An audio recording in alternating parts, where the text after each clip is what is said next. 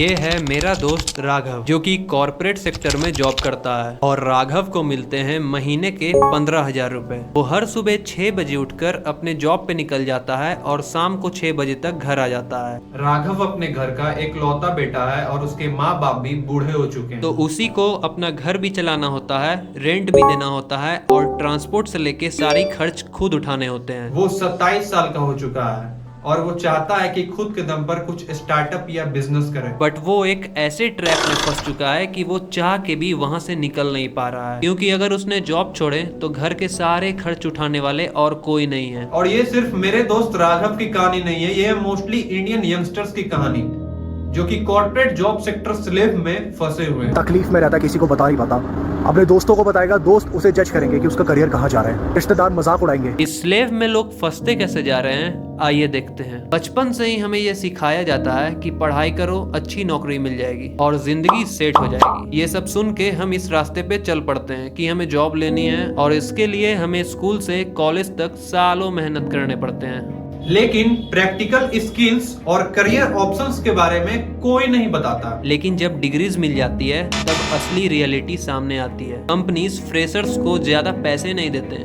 वो कहते हैं कि तुम्हारे पास एक्सपीरियंस नहीं है, इसलिए तुम्हें 15 से 20 हजार का ही मंथली पैकेज मिलेगा। तो स्टूडेंट्स सोचते हैं कि चलो कुछ तो काम मिल रहा है और वो शुरू कर देते हैं। और अब इसी लूप में फंस के लोग 9 से 10 घंटे काम करने लगते हैं, वो भी बिल्कुल कम सैलरी में। और ऊपर से जॉब का प्रेशर, पर्सनल लाइफ जीरो और घर वाले खुश होते हैं कि हमारा बेटा या बेटी नौकरी अच्छा कर रहा है। लाइफ से आपको नफरत हो जाए, आपकी जिंदगी पे आपको हर दिन तरस आए, ये मरने के लिए इतने एलिमेंट काफी ऑन हैं। अनदर साइड ईएमआई पे phone, bike, car, travel, rent, खाना सब चीज शुरू हो जाता है। और अगले मंथ की सैलरी आते ही आपके अकाउंट से ईएमआई कटनी स्टार्ट हो जाती है और शो ऑफ करते करते आपकी अकाउंट बैलेंस जीरो और मैक्सिमम की तो माइनस में ही चल जाती है। सारे एग्जिस्ट करते हैं कॉर्पोरेट लाइफ में, मतलब उसकी लाइफ की कोई वैल्यू ही नहीं है, उसके पर्सनल रिलेशनशिप भाड़ में गए, वो 24 घंटे सोचे कंपनी के बारे में। बस इतना ही नहीं, कॉर्पोरेट सेक्टर वाली जॉब में आपको गवर्नमेंट जॉब से ज्यादा इल्यूजन देखने को मिलेंगे। जैसे एग्जांपल कॉफी मशीन, 12 डिग्री पे एसी,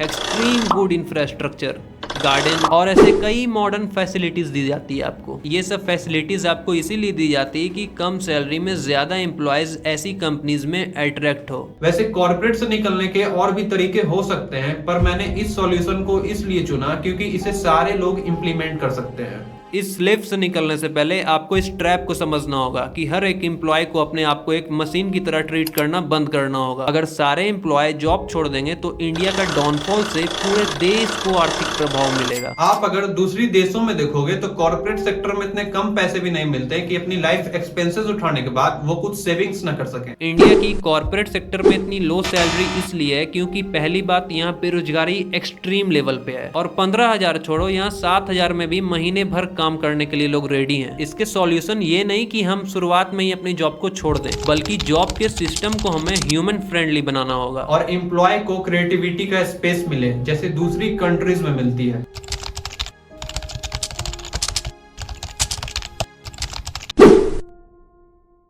हर एम्प्लॉय को ये समझना होगा कि जॉब के साथ साथ स्किल डेवलप करना भी जरूरी है। हर आदमी को 24 घंटे में से थोड़ा वक्त अपने लिए निकालना होगा, चाहे वो सुबह का 1 घंटा हो या रात का 1 घंटा। है कि स्टूडेंट किसी न किसी साइड हसल को शुरू करें जिसमें क्षमता हो फ्यूचर में जाके बहुत ही बड़ा बनने की। पहले 6 महीने आप सिर्फ स्किल सीखें, इनकम ना भी आए तो कोई टेंशन नहीं है। फिर अगले 6 महीने उस स्किल को आपने जो सीखा है उसे ऑनलाइन प्लेटफॉर्म फ्रीलांसिंग पे लोगों को अप्रोच करो या सिर्फ जो सीखा है उसे प्रैक्टिकली लाइफ में उतारने का कोशिश करो।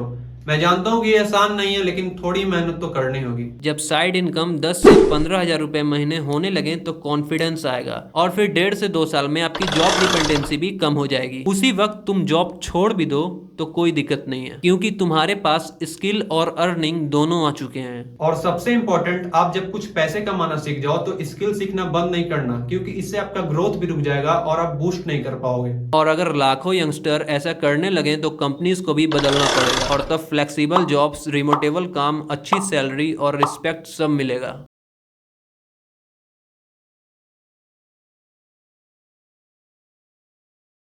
इस सिस्टम को हम सबको साथ में मिलकर बदलना होगा, क्योंकि हम जब सब साथ में मिलकर बदलेंगे तो देश विकास से अवश्य करेगा। जय हिंद, जय भारत।